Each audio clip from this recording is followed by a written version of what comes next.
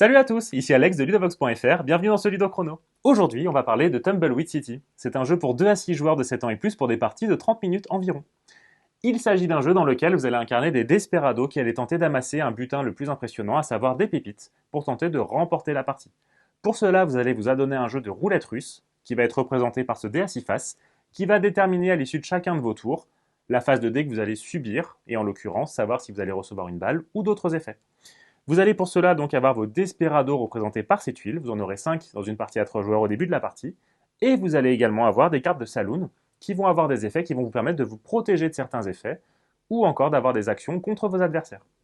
Comment ça va se passer? Eh bien pour un tour de jeu, je suis par exemple le premier joueur, je vais avoir la possibilité avant de commencer avec la roulette russe, de jouer une ou plusieurs cartes de Saloon si je le souhaite.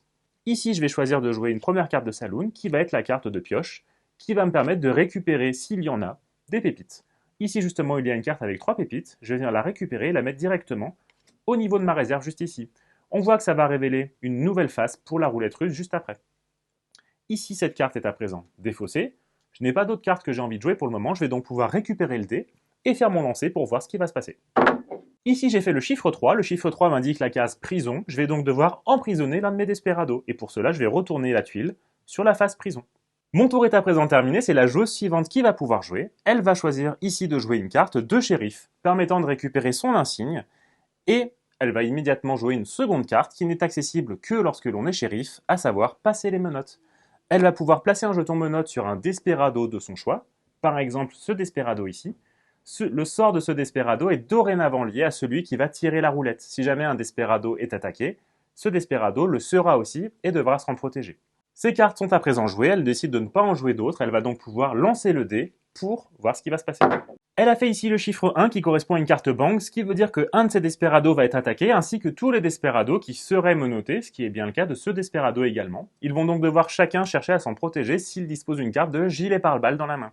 Ce n'est pas le cas ici de cette joueuse-là, par contre ce joueur-là a bien une carte de gilet pare-balles, son desperado, bien que toujours menotté, est donc protégé de cette attaque. Cette carte est donc défaussée. En revanche, cette joueuse-ci n'a pas de carte de gilet pare-balles, elle va donc devoir perdre un desperado, qu'elle va mettre de côté. En perdant un desperado, elle va avoir également un effet négatif, elle va subir une attaque des Indiens. Pour cela, elle va récupérer des cartes selon le dé, on va lancer le dé pour savoir combien de cartes elle va récupérer. En l'occurrence ici, elle a fait 6, on va donc piocher 6 cartes. Ces cartes vont correspondre à une attaque, avec des cartes qui feront perdre des pépites à la fin de la partie. Ces cartes ont des valeurs allant de 0 jusqu'à 3. Ici, elle a donc récupéré 6 cartes, qu'elle va mettre de côté, et on vérifiera à la fin combien de pépites est-ce qu'elle perdra. L'attaque est à présent résolue. En compensation d'avoir perdu un personnage et subi l'attaque des Indiens, cette joueuse va pouvoir récupérer 2 cartes de Saloon qu'elle va incorporer immédiatement dans sa main.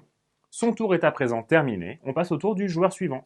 Le joueur suivant va lui aussi jouer une carte Saloon de sa main, en l'occurrence c'est une carte shérif. Il va pouvoir récupérer son insigne, ce qui va lui permettre immédiatement de libérer tous les joueurs qui auraient été menottés, voire emprisonnés si ça avait été le cas. Il va à présent pouvoir jouer une nouvelle carte qui ici correspond au symbole du fer à cheval. Le fer à cheval va lui permettre de défausser l'une des cartes visibles de roulette russe pour pouvoir en révéler une nouvelle. Par exemple ici il y a 2 cartes bang, il préfère en éliminer une. Ici ça révèle une nouvelle carte qui est en l'occurrence une carte de 10 pépites, ce qui devient tout d'un coup plus intéressant. Son tour est à présent terminé, il va pouvoir lancer le dé.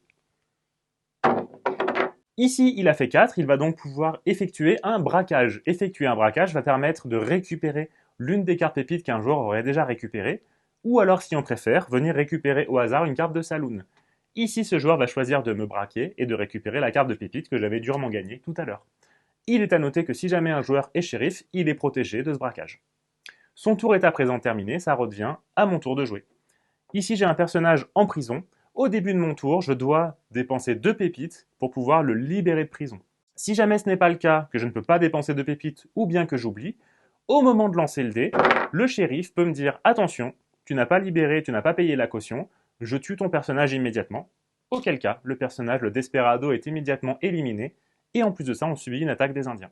Il est à noter qu'il y a également des cartes qui vont avoir des effets supplémentaires, comme par exemple cette carte-ci. Si jamais on tombe sur cette carte à la roulette russe, on va devoir envoyer l'un de nos Desperados dans le désert et il sera éliminé, sauf si à ce moment-là on arrive à jouer cette carte de Saloon, la gourde, qui nous permettra de s'en protéger.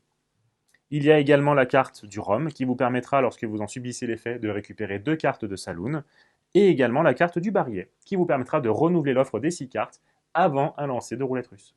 La partie va continuer ainsi jusqu'à ce que l'un des joueurs ait perdu tous ses desperados, auquel cas on procédera au décompte des points, le nombre de pépites accumulées, moins le nombre de pépites volées par toutes les cartes d'Indiens que l'on aura reçues.